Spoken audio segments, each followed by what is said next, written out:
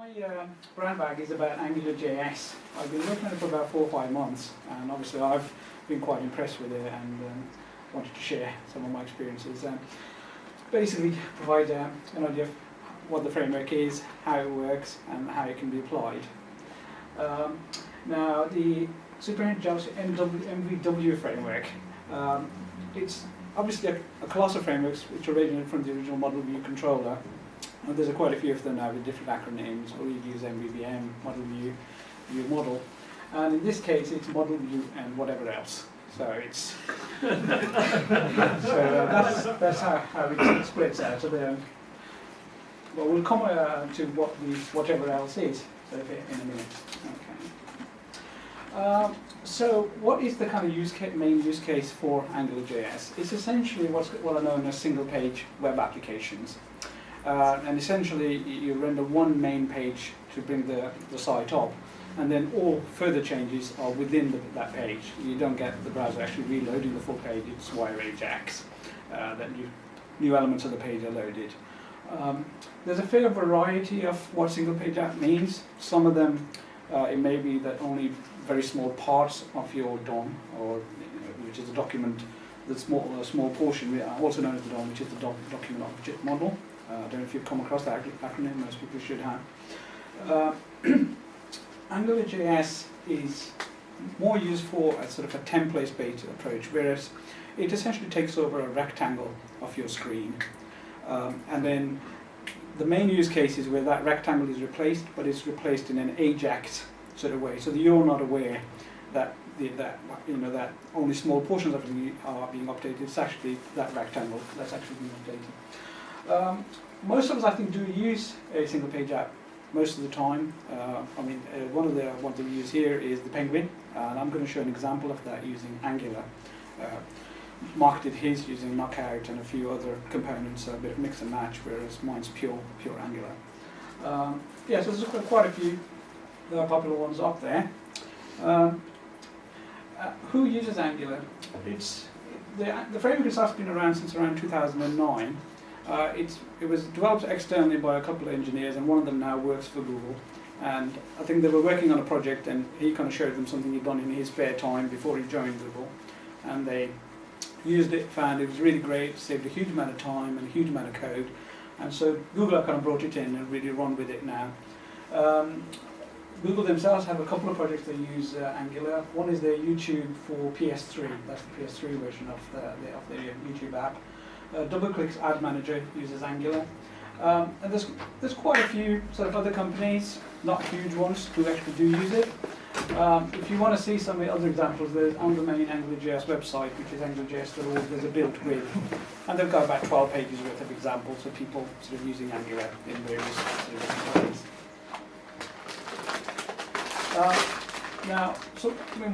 Why single-page applications? Apologies about the font. It's the conversion from Google Drive's presentation to Microsoft PowerPoint, which is good. I've changed my fonts and formatting a little bit. One of the main sort of reasons has been really user experience. We've known for quite a while that it's much easier to actually build up a page and then display it in the way that people may have done in games, rather than having to build it up where the users perceive something's happened and then it's waiting, and then something else is happening and then it's waiting. And with single-page applications, it tends to be that because not the whole page is being loaded, where you have some flickering or there's an actual appearance that something is loading and the page is partially rendered. Sometimes it may be that it's actually taking roughly the same amount of time, but it feels as if it's a bit quicker in that things have just happened rather than it, kind of like being a little bit glitchy. A lot of single-page web applications do provide Ajax-based a richer user experience in terms of combo boxes, which are sort of auto-filtered to help you out. More sort of validation on the page before you get to the server. And from a developer perspective, it's quite nice in that single-page applications tend to have a model whereby you rely on a RESTful API, and then your UI is completely decoupled from that. So you're not dependent on the kind of server side that you have. You could use Node.js, you could use Hibernate JPA, and the front end is written using either JavaScript or one of the derivatives like TypeScript or CoffeeScript. There are some issues with single-page applications that they're not suitable for everything. One of those is the JavaScript is obviously mandatory because they're using JavaScript for everything, and some people do have that switched off. And the other is search engine optimization and indexing. Obviously, crawlers like links, and they don't like dynamic things happening on events. They're not going to execute your JavaScript in your code for you to kind of work out where things are going. You can have them out a little bit by sending sitemaps so that they're going into deep linking into your application and crawling it. But it tends to be that the kind of applications we're talking about, SEO for the app side itself is probably not critical. The rest of the site might need crawling, but the actual application itself is actually okay. And the other is accessibility. Obviously, browser developers have developed techniques to help people who are impaired in some way to navigate these apps, and a lot of them are based on pure HTML, and they're probably not going to play very well with something which has got a rich user experience and which is event-driven and so you may have to give special consideration to accessibility if you do want to make your app accessible. It's not going to come automatically free from the way from the standard HTML and the basic browser support. So once you've decided you might use a single-page app, there's actually lots of different ways of doing it. You could just download jQuery and just use that. The essential issue that we're dealing with is complexity. We want to build ever more complex applications. We want them to have a really rich user experience. From a developer perspective, obviously that's kind of, end users are not aware of that, but you could have that approach. But having a framework, and we obviously as software developers are using all sorts of frameworks, we know what the main, what the pros and cons of frameworks are. They are going to give you a structured approach. Hopefully faster development because you're getting a model of the way things should be developed. You're getting a lot of components that are already pre-coded for you. And hopefully because of those pre-coded components, you're probably going to improve the quality of what you produce. Promote reuse. Usually most frameworks are componentized, so hopefully you can build some components which you can reuse. Again, because of the way things are done in a framework, you might get coding sort of standards that you can apply across the whole company and the way the frameworks are used. And obviously to bring in third-party components because you don't have to develop everything from scratch. If you need some charting software or some mapping or something, there's a fairly good chance there'll be a third party whose job has made a business of providing that. You don't have to develop it yourself. And lastly is IDE and tool support. If a framework becomes popular enough, then IDEs will go in and actually provide some support for you. And IntelliJ does provide support for Angular. It's not fantastic, but it does help. Okay.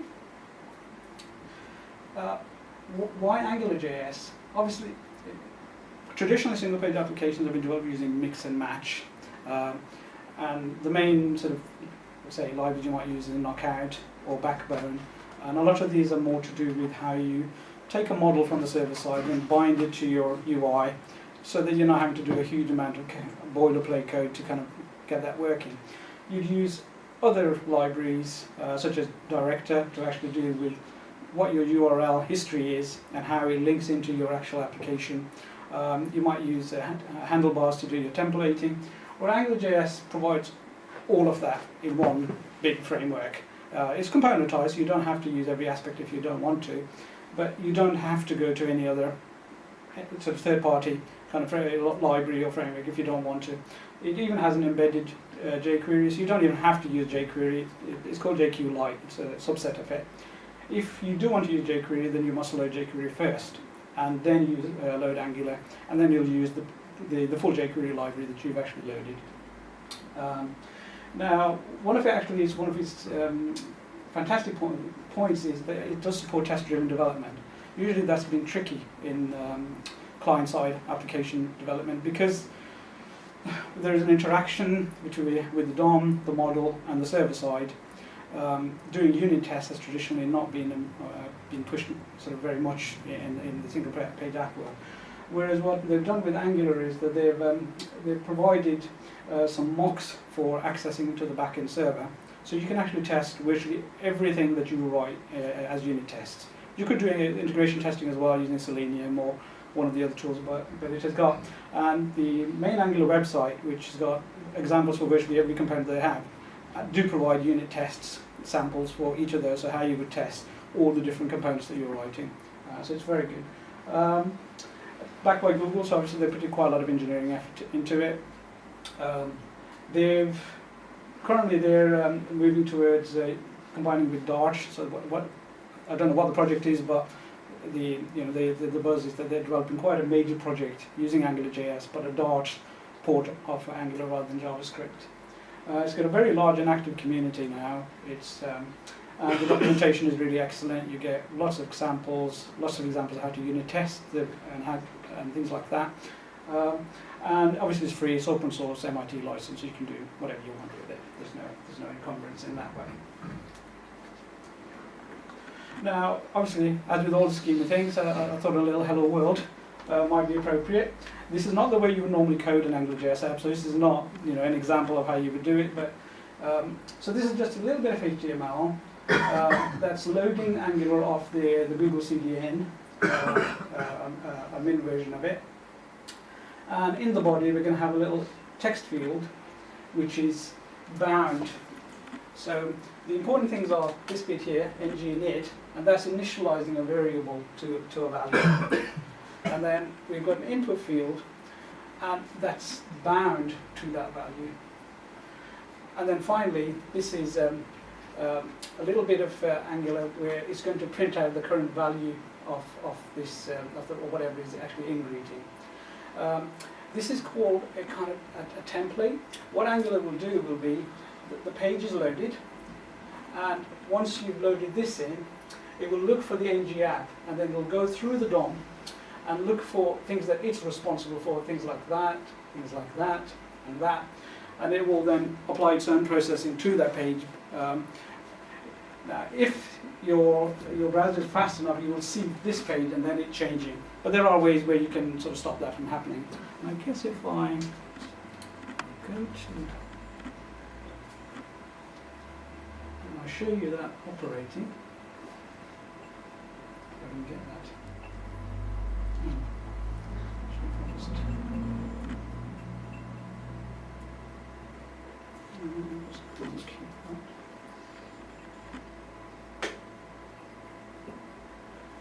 My other windows. It's actually up here. Give me one moment.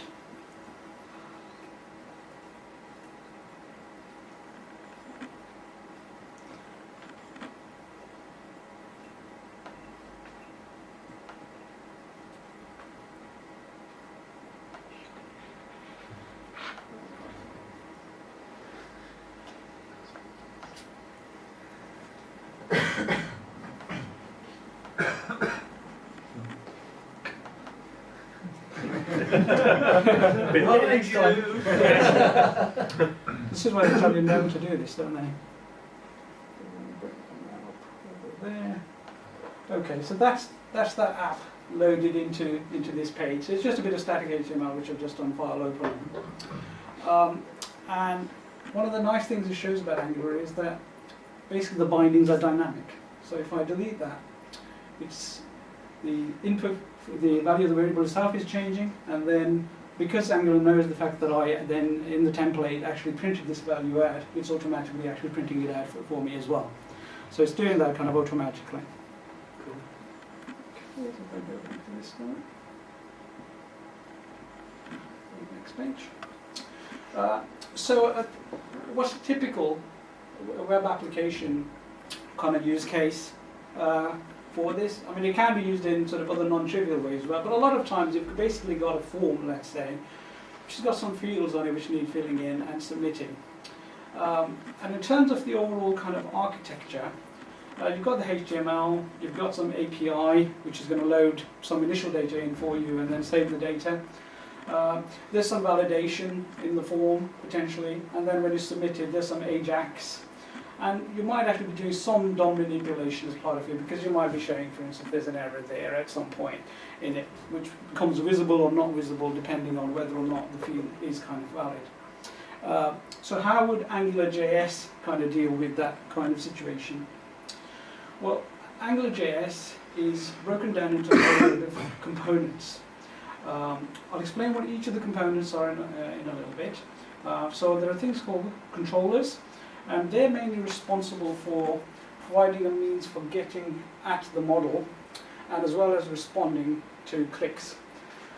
Services are responsible for loading and storing data from your RESTful API or whatever API that you have. Directives are components whose job it is to manipulate the DOM in some way.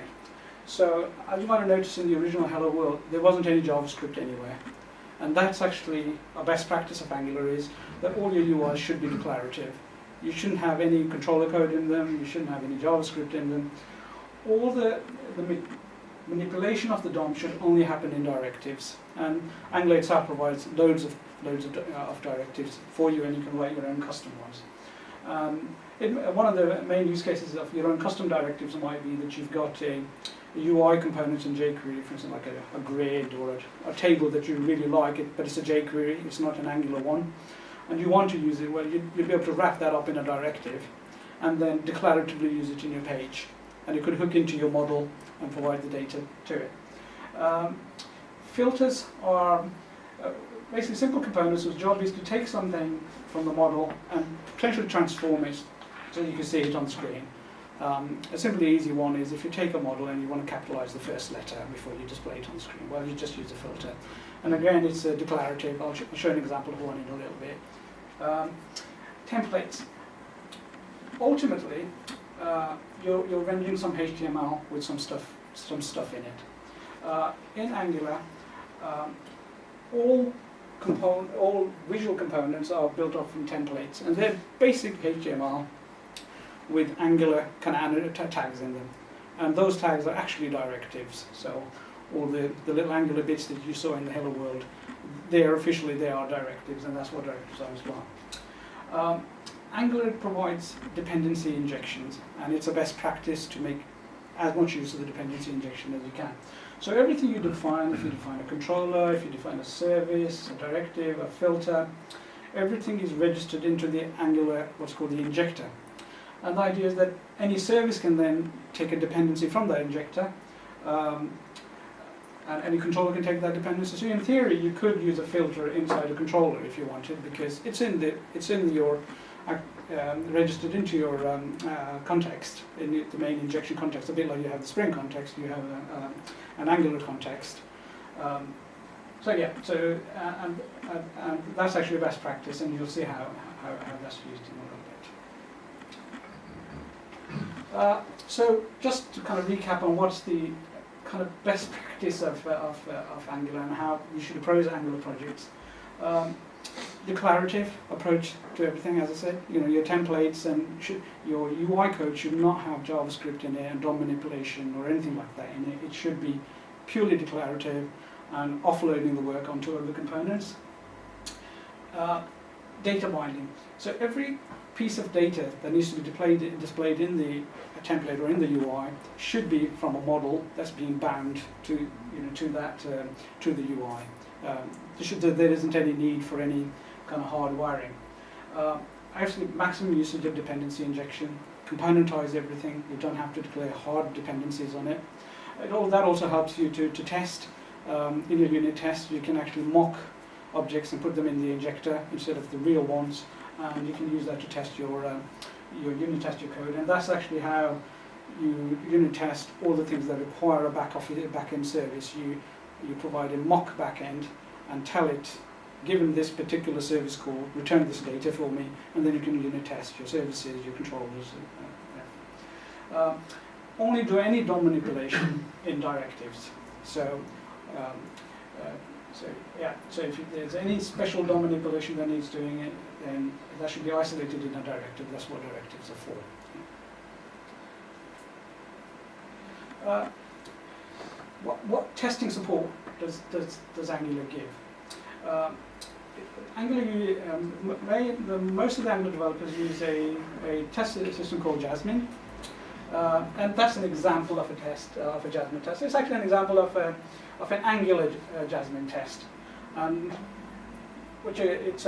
all Jasmine tests are, it should be doing something, and some function which has got some kind of test in it with some expectations of what should happen, and the expectation there is an exception if they're not processed. So this particular test, so these things are being injected in. So because we're passing this function to the injector looks at the parameters and injects the correct values into it from the context. HTTP backend is the mock backend. So this is a means of telling you that if there is a post to this URL, then respond with a 200 success and this data to the client of that call. And then we're testing that. We're sending the username, password, and saying that the data should be successful. We expect it to be successful and to be truthy. And the flush is what actually causes the data to be returned. So this guy will be waiting until this is being done in the background. So this function won't get its then called until that's kind of flushed. This is, I'll comment a little bit. This is based on the fact that everything is obviously on the back. All your calls to the server side are asynchronous.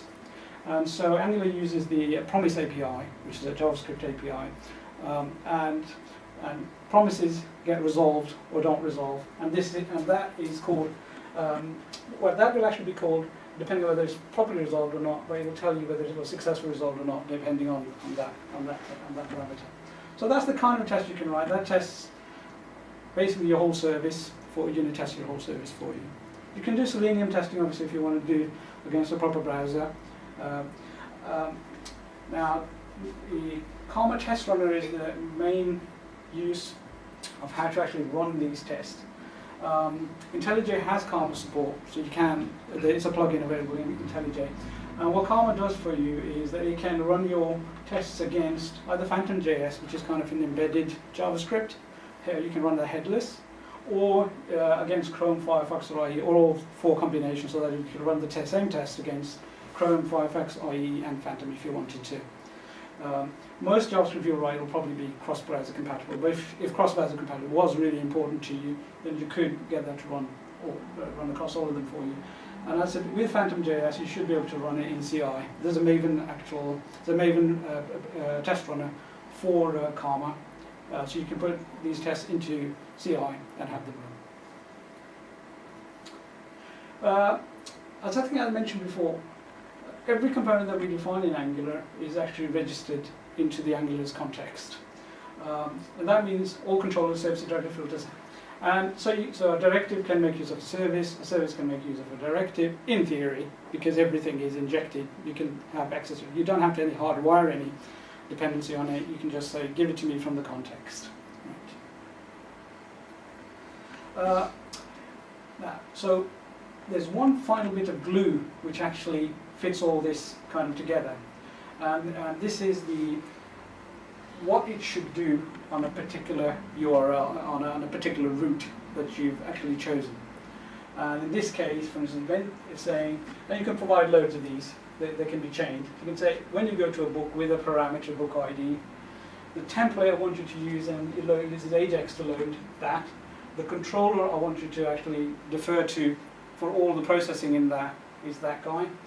And resolve is, now if we didn't have resolve, and we can imagine when we went to that page, we could either load that URL, load that template, and then kind of start processing it and fitting in all the data into it.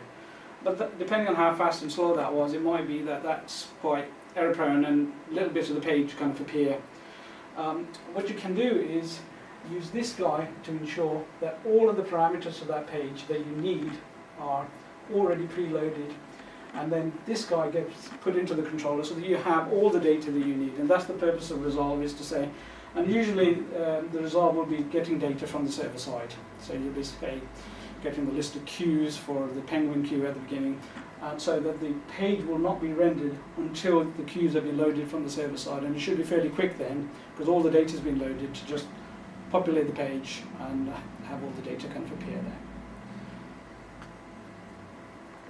there. So here's an example of a template, and this is actually, let me just show you.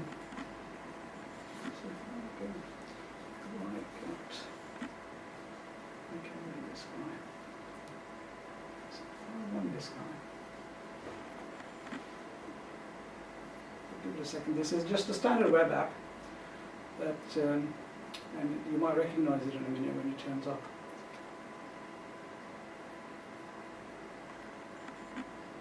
It's Penguin, but just really using Angular. It should be operating exactly identically to the way Penguin itself does.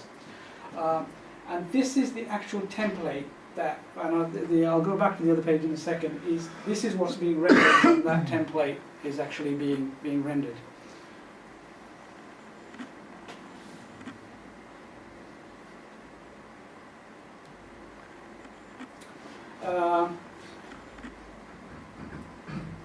So no JavaScript anywhere, and a bit of sort of HTML, put queues at the top, table stripe to just give you the visual appearance. And this is an Angular directive, and it goes through a list of items. So queues is actually in the and I'll show you the code where queues is.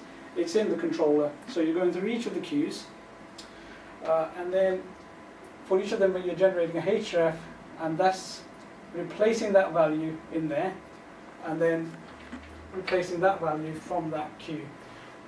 So as you can see, it's all pretty declarative. A couple of event handlers, so when you click edit a queue, then it calls edit queue, remove a queue, it calls remove queue, and a new queue down at the bottom. And if I show you the controller for that, just as an example,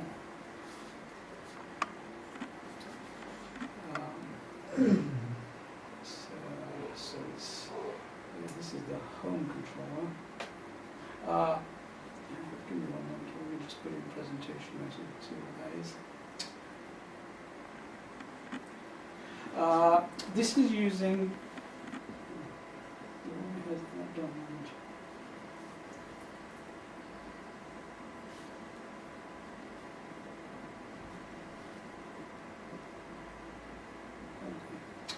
that? Now, I'm using CoffeeScript here. This will be compiled to JavaScript. And for AngularJS, I find CoffeeScript to be a more natural fit with Angular because you're having to pass a lot of closures around. So I suppose I should explain what these things are. The define comes from require.js. So require.js is a library that manages dependencies for you. So there's just a little bit of boilerplate saying that this particular component depends on controllers/controllers. So it will ensure that that's loaded before this one gets executed. And so this is where I'm defining a controller, and I'm saying these are the dependencies of this controller that need to be injected into it. So I need the scope, and the scope is what holds, is not the model, but it holds the model, holds the event handlers. Other components that are a location, and this provides you with a way to manage your URL at the top, so you can go to a particular URL and look at the history and things like that. The root is I'm using it as a mechanism to reload the current page, but from it you can get what the current parameters of the URL are. You get quite a lot of info about the current route that you're actually on. The queue service is actually the service that actually is my main service, which fetches the data from the server, saves the data from the server, and the last bit is the queues that I actually want to view on the screen at that point. And that queues is defined, it's a bit like that resolve that you saw earlier, and I'll show you actually that in a minute where that comes from. There's a little bit of redundancy there because I've mentioned it twice, scope there. In theory, I only need to provide a function like that. I don't need to provide these. This is a recommended way to do it because when you minimize your JavaScript, unfortunately all your variable names get renamed. And it'll mean that the injector won't be able to inject it because it's looking for the variable name in its context. But if you provide it this means of doing it, then it knows that the strings won't get minimized even when you minimize your JavaScript for your final delivery to your app. So this is where I'm setting up the queues model. I'm loading it from what I'm being passed in. And I've got a couple of event handlers here. If I'm looking for a new queue, then I'll just go to this path. And if I'm looking to edit the queue, then I'll go to this path. And if I want to remove the queue, then I call the service to remove the queue. And if it was successful, then I just want to reload the current page. So it's because of this sort of separation of code, there's not a huge amount of code there, but that actually manages everything for that main front, sort of front page. So for instance, if I want to edit a queue, I can just go there, and because it's gone to that URL, there is a definition in that original config that I showed, which says that if you go to that kind of URL, please bring up this template and actually load so that one actually, because it's in UK, doesn't it? But if it was a view of it, then it would show you the URL. Anyway, so yeah. So that's how we kind of, that's the purpose of the controller, is to provide all the data for a particular template and the event handlers for the template. Any actual work needing to be done on the back end needs to be on a service, and it delegates the service. And I guess I can show you the service. Go back to the presentation mode. So if I go for this. So here is the service, and these are all the methods. So these are all the methods that the service has, and all it's using is, again, it's injecting in the HTTP service, which means that I can mock this and test each of these individually as unit tests if I wanted to. And each of them is a simple. And each one of these is returning what's called a promise. So it means that basically it's your caller who can check whether it was successful or not and decide what to do with it. You can see fairly simple. The server side is using JSON, and it's had the appropriate XML annotation. So I can just pass in a JSON object, and it'll get automatically passed itself. For instance, in there where I'm saving the queue item, I'm actually passing me the queue item. In this particular case, my UI model is actually the same as what I want to save back to the server, so I don't need to do any massaging to do that.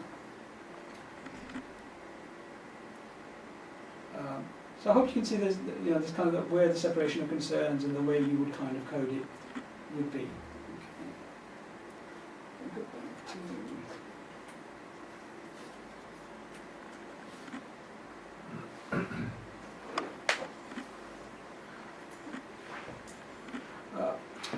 now the scope, which I think I showed it before in the controller. So if I go back to the home controller. Now you saw this guy's scope, and here are some things that I'm setting in the scope. So I'm setting the actual model in the scope. I'm setting some event handlers in the scope. So the scope's not the model, but it actually holds the reference to the model. And it holds all the event handlers for and it holds any actions that you want to expose to the view, so any event handlers in any clicks or anything else. Scopes in AngularJS are what's called hierarchical. Sometimes when you're processing a template, you might introduce some temporary variables, and a lot of times you do that when you do like a for loop. You might have like for instance in that we had for queue in queues. Well, temporarily that variable needs to go in the scope so that any children below that can have access to it. And so scopes in AngularJS are hierarchical. It might be that you create a new scope which is a child of another scope and then a child of another scope. If you look for something in the scope, then AngularJS will automatically search at the lowest level and then chain up the parents to find it. So it's just worth knowing as a technicality that the scopes are hierarchical and new scopes are created and destroyed sort of on the fly in the template, depending on how it's nested and what kind of things you have in there. You saw just an example of a service. Main purpose, the easiest thing is to work with RESTful RESTful services. There's actually a slightly more complex version. I was using $HTTP, which had $HTTP.get, $HTTP.post, delete. There's a slightly cleverer version which is called a resource, and that actually understands RESTful URLs with parameters. So that I haven't made use of that in this particular case, but if your main use case was a RESTful service with RESTful URLs, then you would probably use resources instead, because it understands all that, and you can actually say to it, this is my URL, and here are my parameters, call it, please, rather than hardwiring the parameters in the URL yourself manually, which is what I've done. And it's a best practice that controllers should not be aware of each other.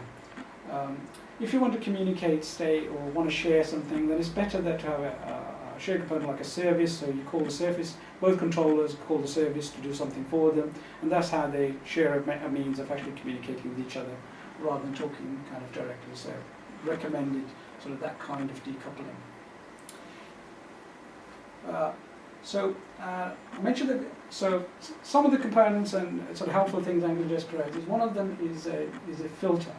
And its main purpose is to transform your input somehow. And I think what I can do is, let's say that I wanted to capitalize, if we go back to the main cues, let's say I wanted to capitalize black pepper always. I could either do some kind of transformation in the code, or what Angular provides is a filter. And if I go back, and if I do, this is where the name of it is being provided. So and you apply a filter by putting a pipe symbol and the name of the filter. So I've got a filter called capitalize. So what I wanted to do is to do that, and if I save that, and then reload this page, it's gone uppercase. And I'll show you how the filter is implemented. It's in filters. So in my project, what I've done is, in terms of my directory structure, my app is consisting of controllers, directories, filters, services, so on. So I've got folders for each of those, and my main app then kind of loads each of these to create the app. And this main fella here is the config. So this has got, for each URL, what template should go to, what controller manages that template, and any dependencies that controller has from the server side, which need to be resolved before rendering that template.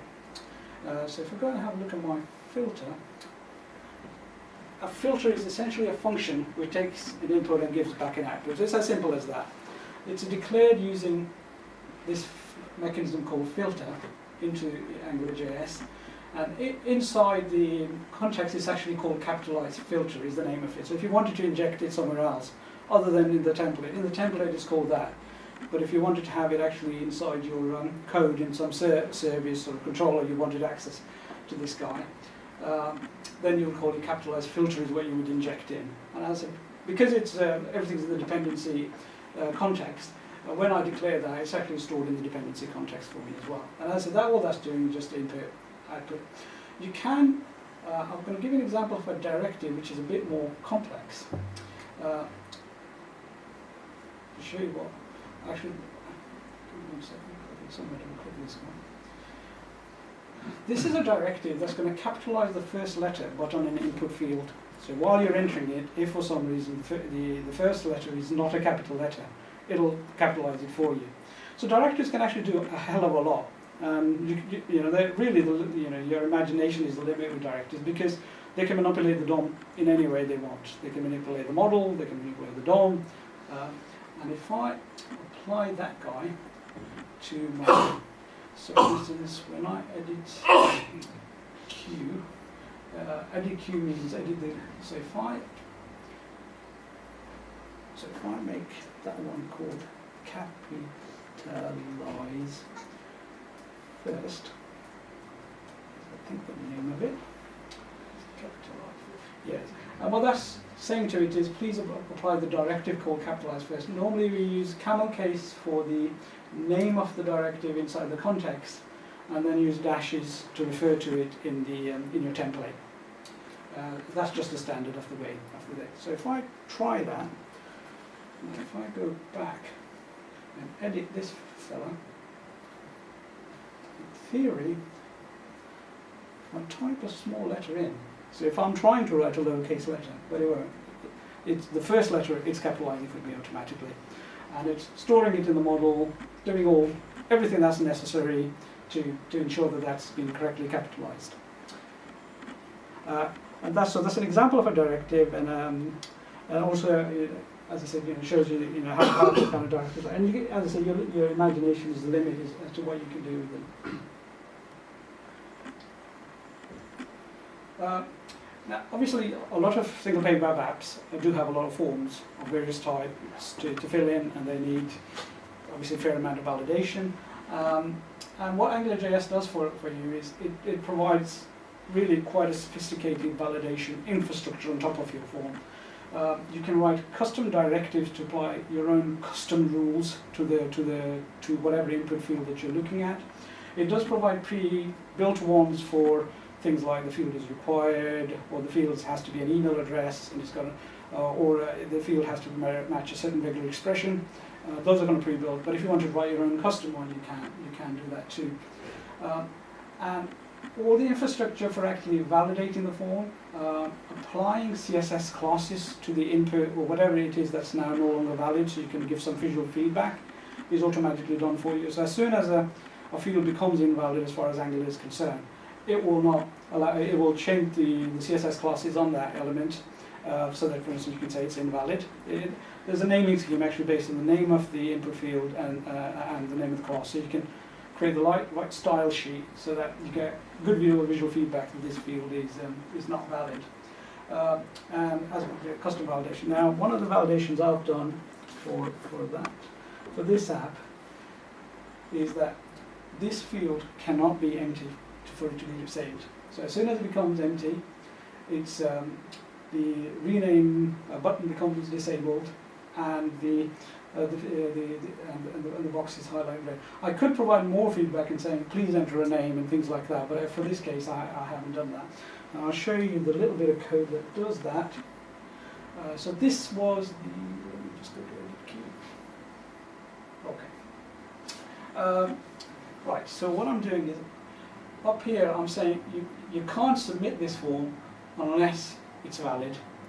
And these guys are automatically maintained by AngularJS. It maintains whether each field is valid, whether the whole form is valid. And I'm also telling it not to show it, to disable if the form is invalid. And I put a required on there to say that this is required. It will only be made valid if there is a value in it. And if there isn't a value in it, it will be marked invalid. So that infrastructure already all exists. And so you can plug into it by putting additional directives here if you want to write your own custom one, which did some additional validation that you needed, which wasn't provided by AngularJS by default. Then you can put that in, and it will hook into the infrastructure that exists to maintain these valid flags and invalid flags on individual fields and on the form as a whole. So that's actually quite a lot of help, because you want to do as much validation on the client side as you can. You'd have to duplicate it on the server side because people can fiddle with client side code and might disable some validation, but at least you're getting a very rich experience there. You're not submitting something you know is going to fail to submit. So if that was say a phone number input and you wanted to ensure it was in the standard format, you put a directive on there for that. Yeah. That's right, a regex directive. Yeah. Can you do things like cross-field validation as well? Yes, you can, because essentially when you go into the directive, you're getting the whole model at that point. You're getting the current value of the particular field you're interested in, but the whole model as well. So you can go in and do whatever validation that you need across the whole model for that form.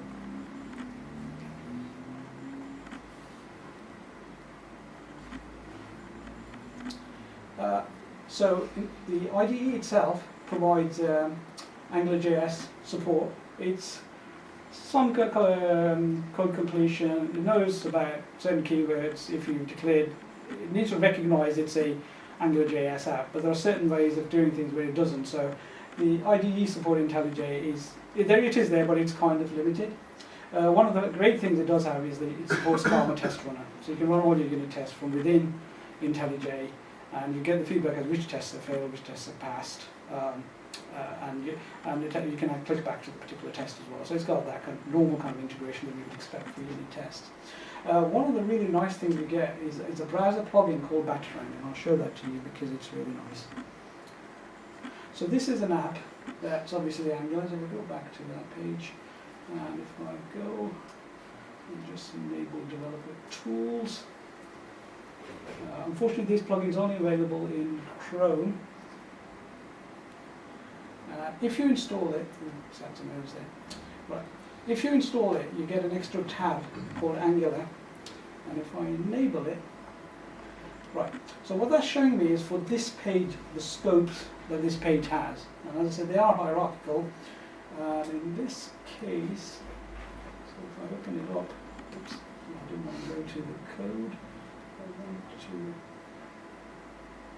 Yeah, so it's showing me what that scope contains. So in this case, this is the scope for that middle bit there, and it then contains one queue with those values in it. The other nice thing it does is it gives me some performance metrics. Performance tuning is going to be an issue with most single-page apps because they're doing so much kind of dynamic manipulation of. They need to respond to basically model value changes. And sometimes there is code in there to ensure that the model stabilizes because there might be some transitive impact of changing some model values.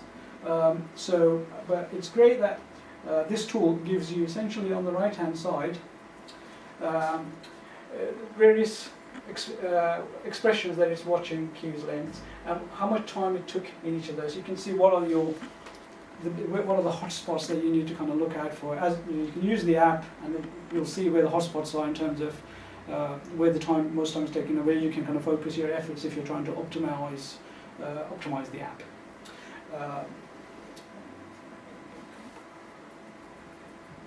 So in the function that you've got, I presume is your capitalize. That directive, yeah. So I'm a good guesser, so I can tell that that's capitalised. Yeah.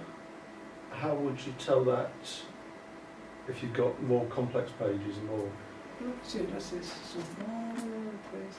I was looking. I thought it might be the one above actually. Oh. Yeah. So you've got two functions, which is. No, I don't. Because it's being minimised. I don't think it's mine. I think it's something else. Really. I'm using all the minimized versions of the JavaScript libraries. I think if you were doing this in real life, you'd probably want to have the non-minimized so you can get actual symbols So for you everything. would see your original. Yes, but I don't think it's the capitalized. I think it's something else because it's all minimized. But as I say, a very useful tool to get the performance of your app where you can kind of need it to be.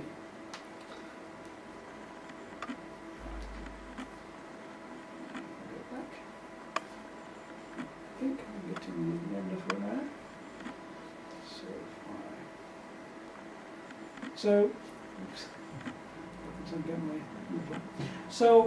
in conclusion then, it's a full-featured framework. You don't have to go to any other libraries.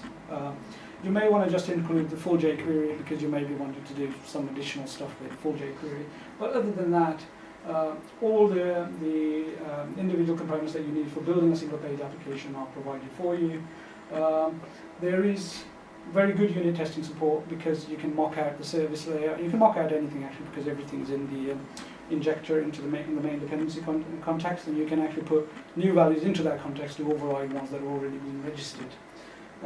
Reasonably good IDE support, particularly for test running with IntelliJ because of the Karma test runner, and it gives you good listing of all the tests that passed and failed, and you can click through. And innovation or invocation by Google. As I said, they internally are working on quite a large Google project which is going to use Angular and Dart. So they're slightly going, because they're obviously trying to push Dart. I've used CoffeeScript, and that's quite a nice match because of the really simple way it allows things like closures to be defined. So it's a bit like Scala in that way. So the code might have looked a little bit Scala-ish. And Dart is a kind of a functional programming language which will compile to JavaScript, but can be run on its own as well. So that's AngularJS. If anybody has any questions? Have you looked at any other IDEs other than IntelliJ for support? Well, not really, I must confess, because I'm mainly I did look at Eclipse, and because its support for CoffeeScript was really minimal, it kind of did that for me, and I haven't looked at its support for Angular. But no, I've mainly looked at IntelliJ, and it both claims to support Angular and it does provide some support for that. I thought they would be because Google uses Eclipse. I don't know. I think the new Android might be based on Yeah, Yeah, it is. they do Yeah. seem to have gone a sea change towards IntelliJ.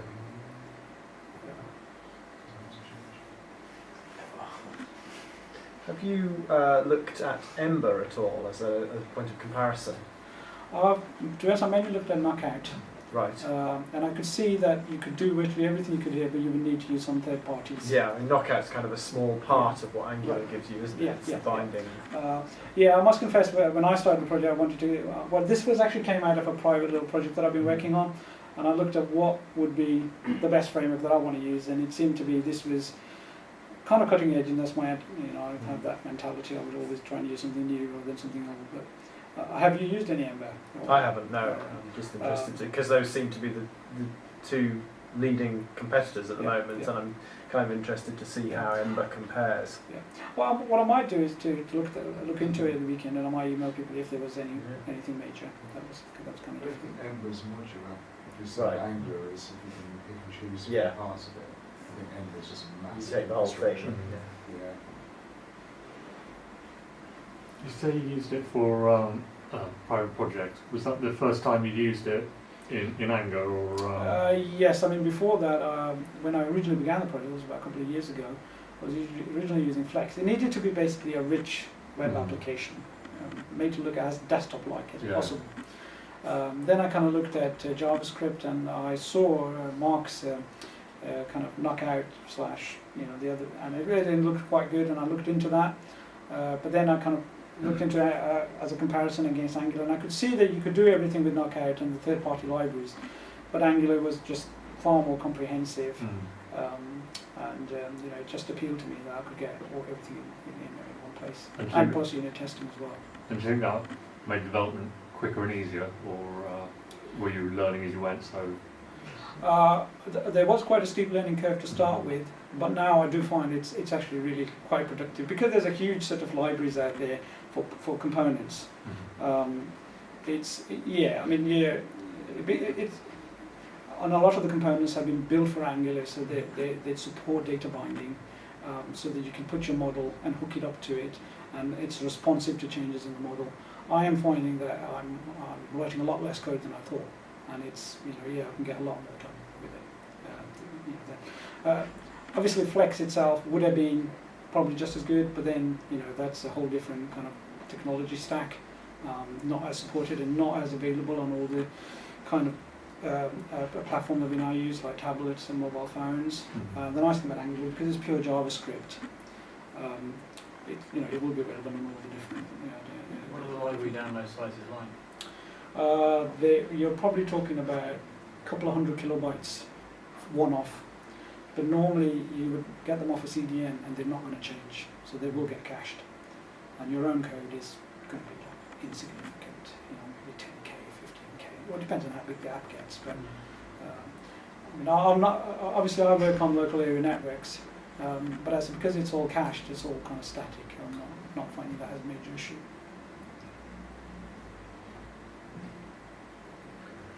You were using Twitter Bootstrap, I think, for your CSS. Does Angular offer any CSS libraries, or does everybody just use Bootstrap like the rest of the world? Well, in Angular, obviously, as they kind of recommend, there is a project called Angular UI. I can probably show it to you, which is taking Twitter Bootstrap and kind of wrapping it into, wrapping it for AngularJS. It's still work in progress.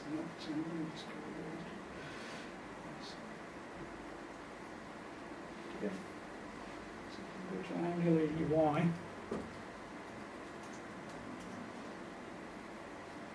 Yeah. So what they've done is some additional components, and if I go a little bit further down, Bootstrap. So what they've done is they've actually taken most of Bootstrap and wrapped it as Angular directives, because obviously you want a declarative kind of interface on in your template. You don't want to. And there's quite a few examples here on each of those, how you would do them. So for instance, accordion. So it's not so much the CSS. They've taken actually the components from Twitter Bootstrap as well. Right. And so they're actually using the CSS from Bootstrap itself, and then the components that they've kind of re-wrapped in Angular to provide you quite a nice declarative way of actually using Twitter Bootstrap in your Angular apps. And they've got data grid as another component of Angular UI. It's not as good as some of the more sophisticated jQuery grids you can get, but if you wanted to use one of those, you just wrap them in a directive. It's not too hard. You can find loads of examples on how to do that.